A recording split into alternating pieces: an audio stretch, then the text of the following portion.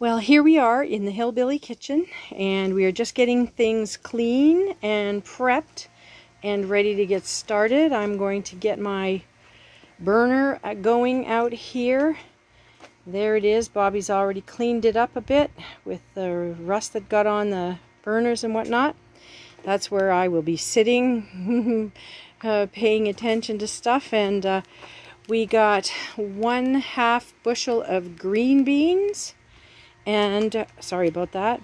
And we are going to be doing also 1/2 bushel of yellow beans. And here is my favorite snipper dude snipping the yellow beans, because we're going to start with those. I've got the jars in the dishwasher. I'm not going to show you my underwear on the laundry line there. Oh, I did. Sorry. Anyway, this is our back deck. Messy little porch that we have, but it's very nice for eating our meals out here. So when we get a little bit farther along the line, I'll show you a little more what's going on. Okay folks, so this is my All-American Canister. It's made out of cast aluminum. I had it shipped in from the United States. This is what, our 6th year using it?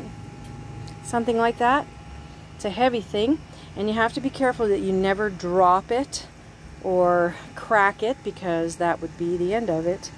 So it has the capacity to can 7 quarts or twice that many pints, because there's another trivet that you can lay on top of the whatever you've layered it with in the bottom with your pints.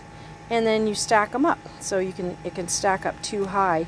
Now, this thing is looking a little sad, but it has special locks. I'm going to show you the lid here. It's got special locks so that you match up the little arrow with the indentation when you're going to be sealing it. So it has these. You twist it, and there's a bunch of little clips that lock, and then you go around and you tighten all of these.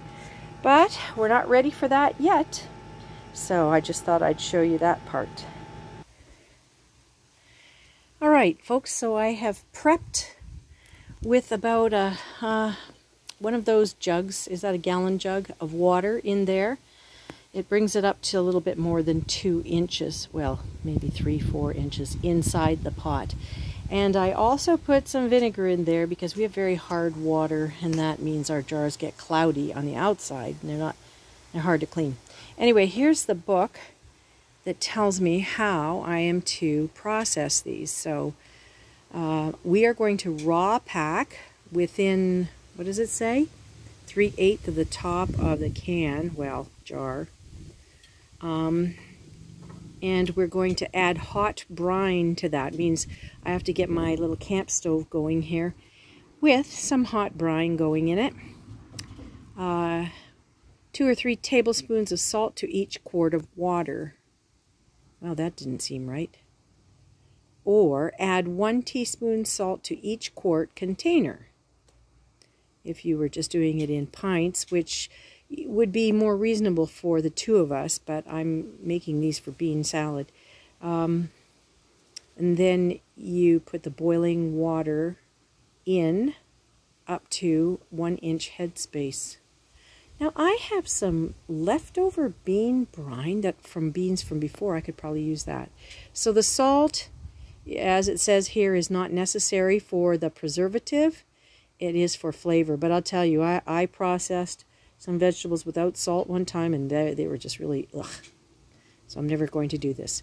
So these vegetables are processed at 10 pounds of pressure because of the elevation we are at. We are not above sea level. Okay, so now we go down to where it says beans, string beans. This is what Bobby's doing right now. He's picking over, stringing and washing and cutting into pieces of desired size. Now, we are just going to cold pack them because that seemed to do all right last time we did it. I'll be back.